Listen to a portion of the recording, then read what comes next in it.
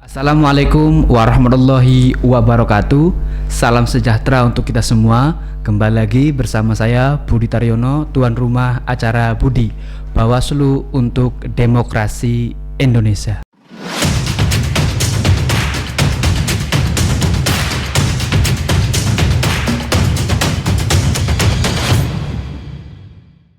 Pelaksanaan pemilu kada tahun 2020 telah usai. Namun, tantangan akan besar dihadapi saat pelaksanaan pemilu tahun 2024 yang akan diselenggarakan pada bulan Februari dan pemilihan di tahun 2024 juga pada saat bulan November. Tentunya tantangan tersebut akan menjadi warning bagi pengawas pemilu bagaimana menghadapinya, kesiapan apa saja yang akan dilakukan, kemudian isu-isu strategis apa yang akan muncul di tahun 2024. Lalu bagaimana persiapan Bawaslu dalam menghadapi tantangan pemilu dan pemilihan di tahun 2024. Menarik itu semua tentu kita akan bahas dengan orang yang paling tepat, yakni Ketua Bawaslu Provinsi Jawa Barat yang terhormat Bapak Abdullah Dahlan STP. Assalamualaikum Pak Ketua. Waalaikumsalam Pak Budi. Selamat datang di Bawaslu Kabupaten Indramayu. Terima kasih atas kehadirannya. Bagaimana Pak Ketua, kabarnya sehat? Alhamdulillah sehat, senang berada di podcast Budi ya. Ya, terima kasih Pak Ketua. Ini tentunya menjadi satu kebanggaan dan juga achievement luar biasa bahwa Budi Podcast Bawaslu untuk Demokrasi Indonesia, Bawaslu Kabupaten Indramayu kedatangan Bawaslu untuk Demokrasi Indonesia. Itu akronimnya Pak Ketua. Ya. Ini menjadi salah satu kebanggaan kepada kami karena kedatangan tamu yang istimewa, Ketua Bawaslu Provinsi Jawa Barat. Pak Ketua, tema kita terkait dengan penguatan lembaga Bawaslu dalam menghadapi pemilu di tahun 2024, tahun yang sama dengan dua pergelaran pemilu yang berbeda, pemilihan umum dan pemilihan kepala daerah. Tapi sebelum itu, mungkin saya mencoba bertanya terkait dengan evaluasi pada pelaksanaan pilkada di 2020. Kita ketahui bahwa Provinsi Jawa Barat ada 8 kabupaten kota yang melaksanakan pilkada. Pilkada di tengah pandemi, tantangan yang luar biasa, dan itu momentum sejarah karena mungkin baru pertama kali pelaksanaan pilkada di tengah pandemi COVID-19. Mungkin Pak Ketua Bawaslu memiliki catatan evaluasi terkait pelaksanaan pemilu kada di tahun 2020 kemarin. Baik, terima kasih Kang Budi, sahabat Budi yang saya hormati, pendengar Budi Podcast. Nah, ini saya apresiasi. Ya. Jadi Budi Bawaslu untuk Demokrasi Indonesia. Luar biasa inisiasi, inovasi yang teman-teman lakukan dalam upaya untuk terus memberikan sosialisasi dan edukasi untuk penguatan pemilu kita ke depan. Nah, kalau dikatakan tadi bagaimana evaluasi kita sebelum running 2024, soal evaluasi kita melihat pilkada serentak 2020 ya. Memang ini kekhususan. Jadi pilkada serentak 2020 khusus di Jawa Barat ada 8 daerah dan kita menghadapi situasi di tengah pandemi. Ini yang menjadi kekhususan. Dan bagi kami di penyelenggara memang dalam waktu singkat kita harus buat skema manajemen risiko yang menghadapi situasi semacam itu. Nah, sehingga ada beberapa hal ya. Jadi persiapannya juga tidak dalam situasi normal, sehingga kita juga antisipasi yang misal dari bagaimana proteksi di internal penyelenggara sendiri, pengawas khususnya kami. Misal mereka yang akan direkrut harus tes, rapid test dan segala macam, dan sehingga kita harus sediakan juga alokasi budget untuk itu juga. Dan ditambah di Bawaslu kaitan dengan bekerja dalam situasi pandemi juga item fungsi kerjanya juga bertambah. Kalau sebelumnya dalam kondisi normal fungsi kelembagaan Bawaslu itu kan pencegahan, sosialisasi, pencegahan, pengawasan ya, penanganan pelanggaran, dan juga dalam fungsi penyelesaian sengketa dalam lingkup kuasi peradilan administratif. Nah, di tengah situasi pandemi kemarin maka ada item mandat yang diberikan ke Bawaslu, yaitu fungsinya adalah mengawasi kepatuhan peserta pemilihan dalam ini pasangan calon terkait dengan protokol kesehatan di tengah situasi pandemi. Nah, ini juga menjadi ciri khusus. Nah, tetapi itu kita mampu lakukan. Di Jawa Barat ada 8 kabupaten kota, dan kita berjalan alhamdulillah dari mulai tahapan ya sampai penetapan kaidah prosedurnya. Jadi Bawaslu tetap mengawasi seluruh tahapan, juga mengawasi aspek protokol kesehatan tadi, walaupun ini tidak ringan ya. Tetapi dengan kemampuan dan kolaborasi bersama kami Bawaslu, KPU, kontestan juga, dan stakeholder unsur pemerintah, TNI, Polri juga saling sinergi untuk mensukseskan. Dan di Jawa Barat di 8 itu berjalan dengan alhamdulillah lancar dan aman serta sehat juga.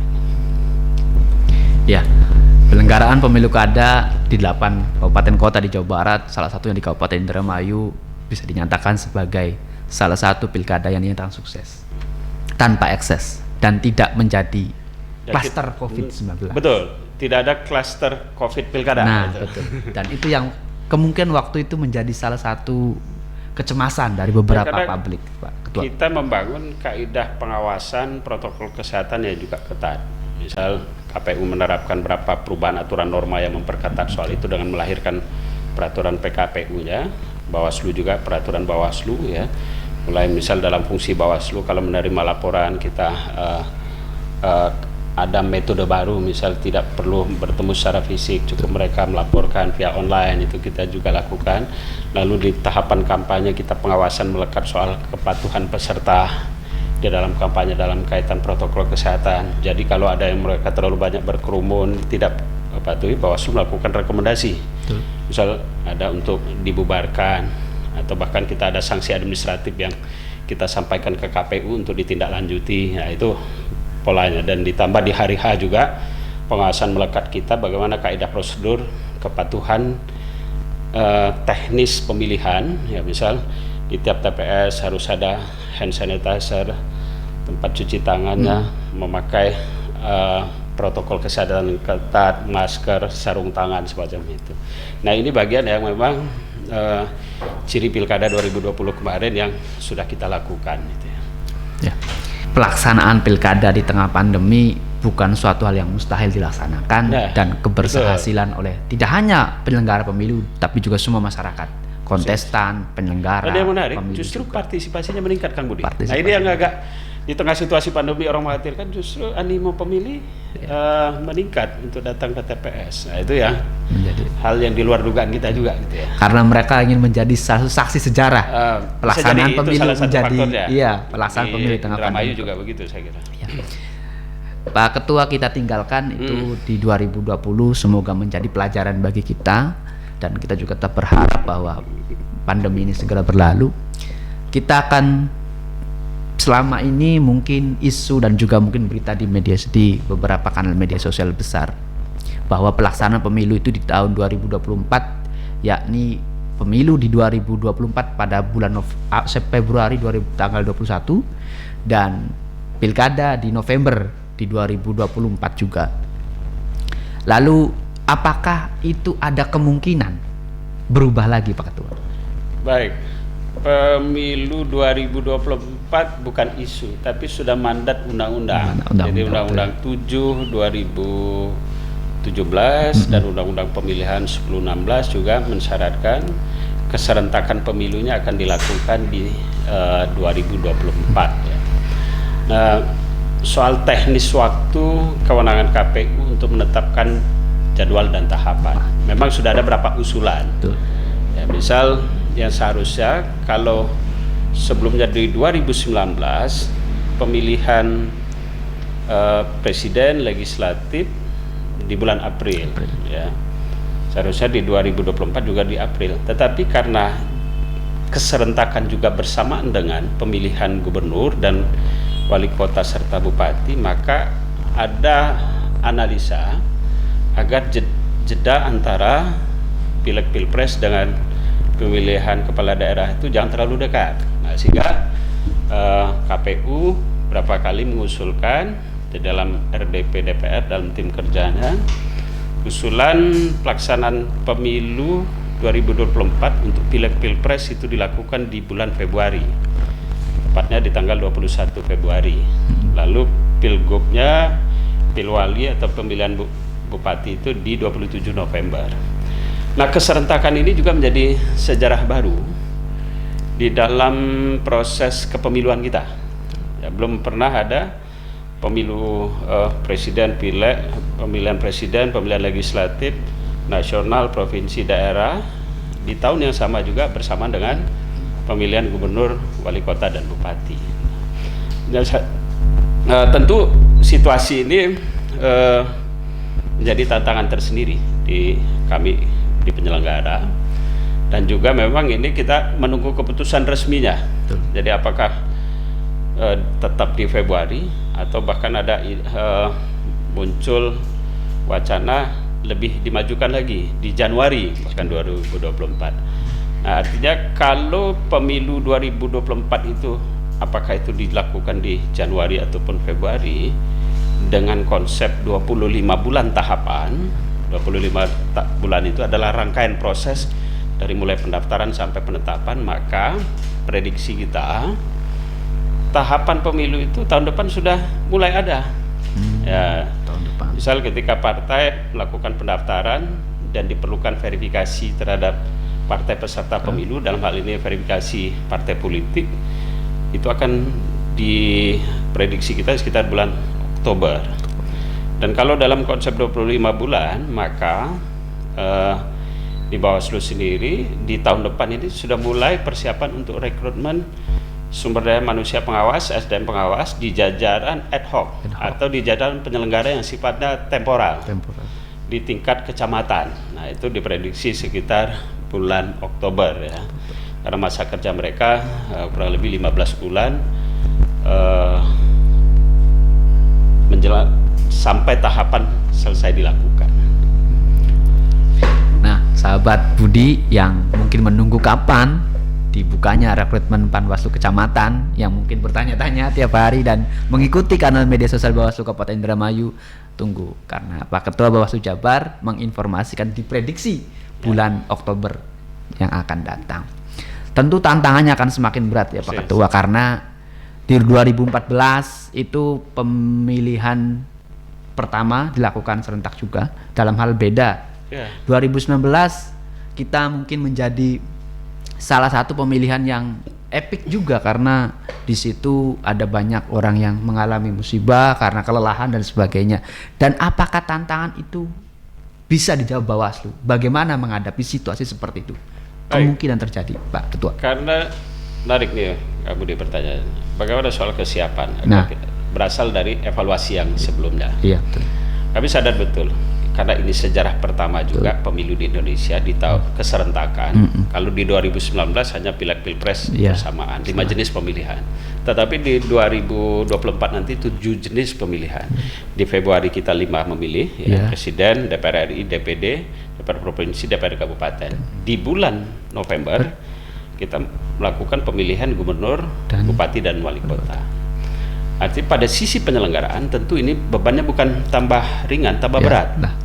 Nah, mengurai dari persoalan sebelumnya dan evaluasi kita, maka diperlukan skema perencanaan pengawalan tahapan yang lebih disiapkan. Misal di kami di jajaran Bawaslu, maka skema yang kita mulai rancang persiapan teknis program dan dukungan anggarannya. Lalu persiapan di kelembagaannya, khususnya di sekretariat, bagaimana support teknis kesiapan menghadapi pemilu 2024 ke depan. Dan yang terpenting di internal kita juga menghadapi situasi 2024, jajaran Bawaslu juga secara fungsi harus siap. Berasal evaluasi yang kita punya kemarin, misal bagaimana metode dan strategi sosialisasi yang tepat, bagaimana metode dan strategi pengawasan di semua tahapan itu lebih kita perkuat, termasuk juga isu penegakan hukum pemilunya, proses penanganan pelanggarannya, proses keadilan pemilunya, untuk misal di wilayah administratif kewenangan yang diberikan, misal penyelesaian sengketa, maka mekanisme apa yang harus kita perkuat di situ. Nah, di situ arah kelembagaan Bawaslu yang kita mulai rancang atau di internal kita melakukan penguatan kelembagaan internalnya Bawaslu dulu. Jadi rumahnya Bawaslu, support sistemnya Bawaslu harus kuat dulu. Nah, sehingga tata kelola kesekretariatannya juga harus lebih membangun prinsip tata kelola kelembagaan yang memang siap menjadi pengawas pemilunya. Misal soal sumber dayanya, sistem di internal lembaganya, maupun kaedah mekanisme kerja kelembagaan. Termasuk nanti di fungsi-fungsi, ya strategi, metode itu akan kita perkuat. Keluar, kami juga sadar soal menghasilkan pemilu demokratis itu sisi proses teknis proseduralnya betul penyelenggara.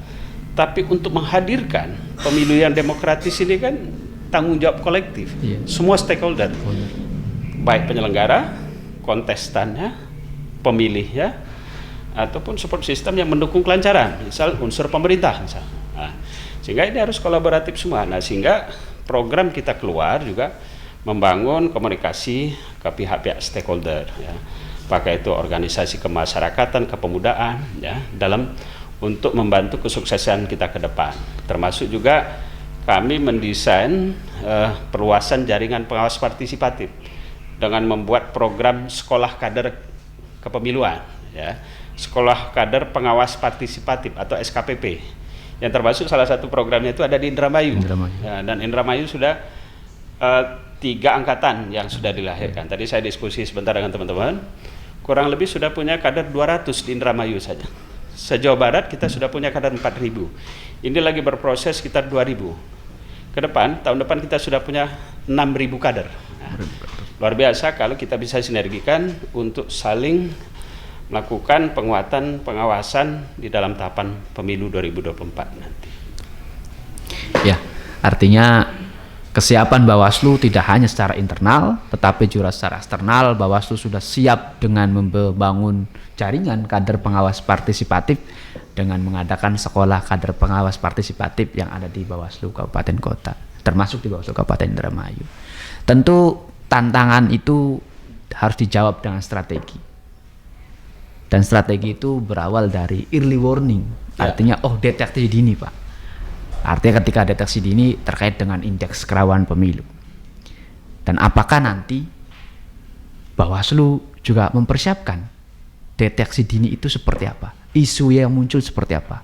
Apakah mungkin sejarah kemungkinan berulang, isu-isu money politik, bahkan politisasi sara, atau seperti apa? Dan itu kemungkinan berulang. Ya, ini menarik. Saya kira soal bagaimana mapping profiling dan preventif Bawaslu untuk memetakan potensi-potensi ke depan. Iya. Based on-nya adalah pengalaman kita, empirical kita mengawal pemilu 2019, pilkada serentak 2020, atau bahkan sebelumnya pemilihan gubernur 2018. Jadi ada sejarah panjang yang kita punya pengalaman mengawal itu. Berangkat dari situ, maka memang dari data yang ada yang kita punya juga memang misal ya dari aspek kerawanan yang muncul yang seringkali merusak kontestasi elektoral kita ini kan soal politik transaksional, politik uang, atau juga mereka menggunakan black campaign, hoax campaign, ya berita-berita bohong disebar untuk menjatuhkan lawan politik. Ya. Nah ini kan unfair kontestasi. Termasuk juga soal kerawanan gesekan horizontalnya. Nah, maka nanti ada kerjasama juga dengan pihak keamanan dalam memetakan itu. Tetapi pada prinsipnya Bawaslu selalu melakukan setiap event pelaksanaan pemilihan, baik itu pemilihan umum ataupun pemilihan kepala daerah, melakukan pemetaan dalam bentuk indeks kerawanan tadi sebagai early warning system kita untuk melihat ini di wilayah ini isu-isu strategis yang potensi kerawanannya baik dari aspek politik, aspek keamanan, ya, aspek sosiologis masyarakatnya terpetakan. Nah, sehingga hal tersebut menjadi basis langkah pencegahan yang bisa kita lakukan untuk tidak timbulnya persoalan tersebut, ya. Nah, itu yang langkah-langkah yang kita lakukan sembari yang langkah penguatan tadi yang saya katakan di awal, bahwa Bawaslu harus menjadi lembaga, visi besar kita menjadi lembaga pengawas pemilu terpercaya. Nah, bagaimana mengarah ke situ? Maka tadi tata kelola kelembagaannya kita perkuat, fungsi Bawaslu itu sendiri, fungsi pengawasan, fungsi penanganan pelanggarannya, fungsi penyelesaian sengketa atau quasi judicial administratifnya itu diperkuat. Nah, misal kita mulai membangun soal penajaman metode. Jadi misal bagaimana sih melakukan monitoring soal politik uang yang efektif, melakukan pengawasan dana kampanye yang lebih efektif, melakukan pengawasan netralitas ASN, dan termasuk juga metode penguatan di internal Bawaslu dalam hal penanganan pelanggaran, misal pelatihan investigasi kita perkuat, penguatan soal metode dan strategi penyelidikan, ya, kolaborasi dengan mitra kita di Gakumdu, bisa dari kepolisian ataupun kejaksaan, termasuk memperkuat dalam hal kuasi adjudikasi yang diberikan sebagai fungsi penyelesaian sengketa.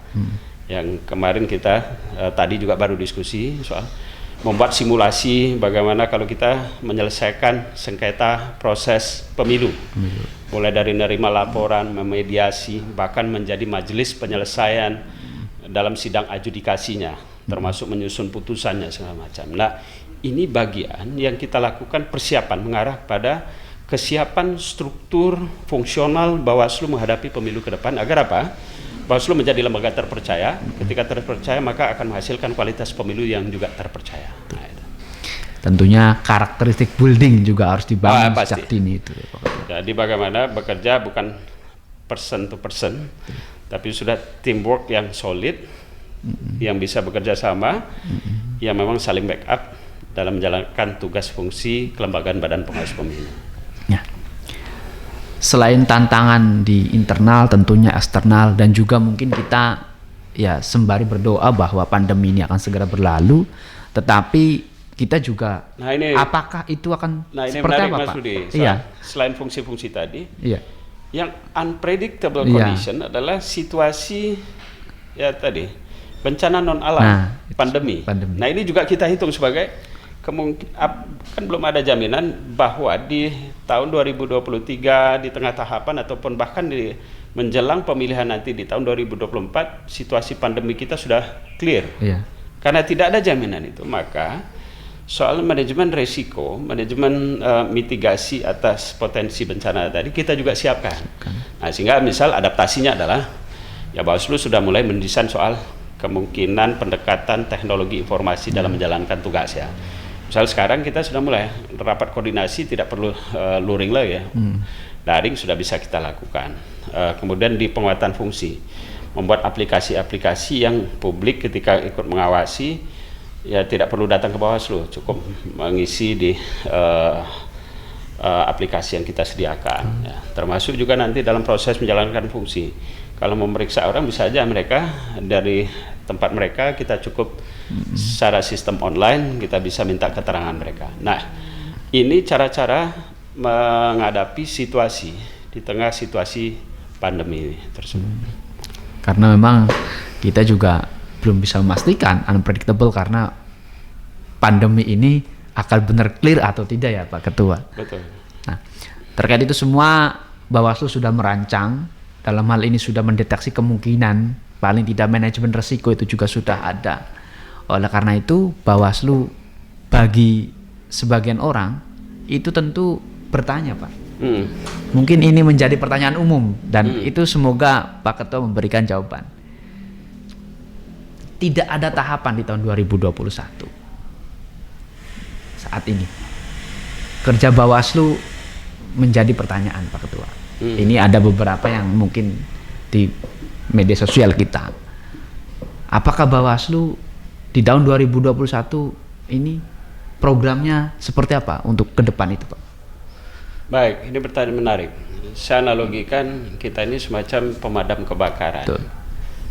Orang akan melihat kalau ada rumah terbakar baru kita kerja. Ya, nah, tetapi bagaimana ketika tidak ada rumah terbakar lalu fungsi pemadamnya apa? Betul. Tentu kita persiapan ya, misal soal pelatihan di internal kita perkuat, lalu juga perluasan jaringan-jaringan mitra strategis. Misal kami membuat program sekolah kader pengawas partisipatif.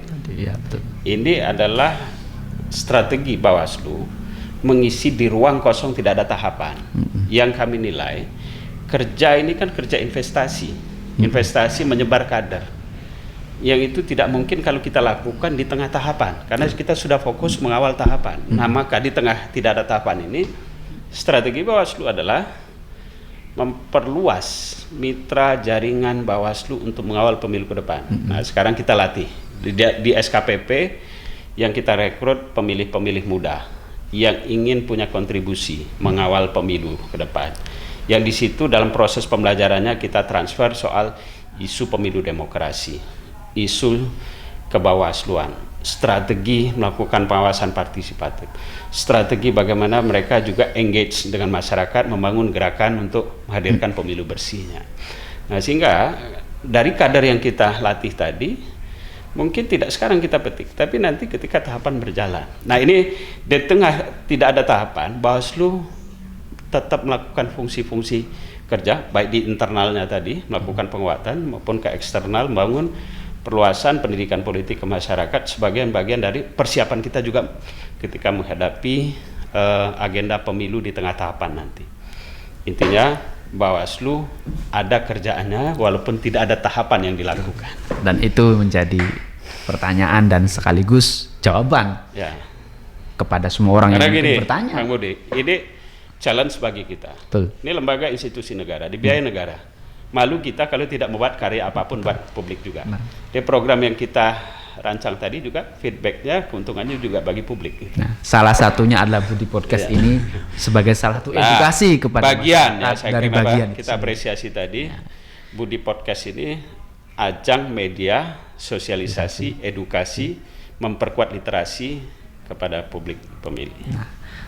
Pak Ketua, karena waktunya sudah kita ingin berlama-lama bertanya, tetapi karena waktunya juga sudah tidak memungkinkan. Terakhir Pak Ketua mungkin menjadi salah satu harapan closing statement dari Ketua Bawaslu Provinsi Jawa Barat Pak Abdullah seperti apa bagi sahabat Budi semuanya?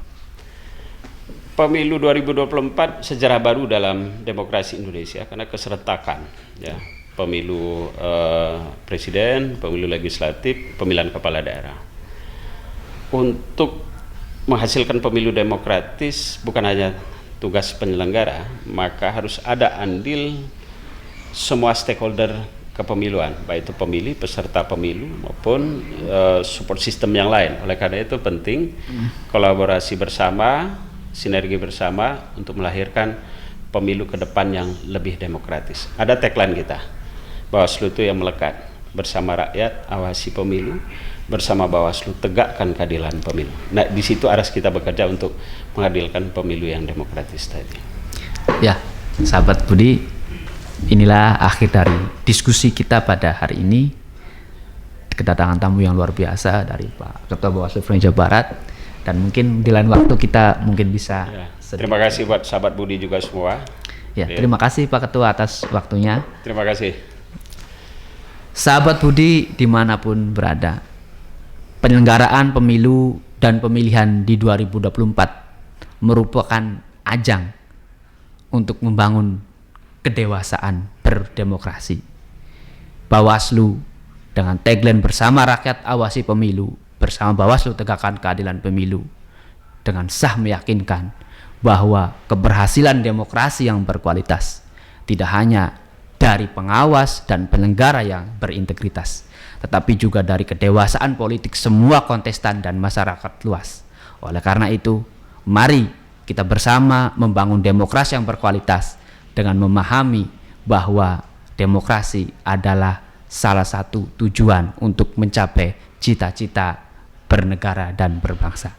Bersama saya Budi Taryono, kita akhiri acara Budi Podcast kali ini. Kita jumpa di lain waktu.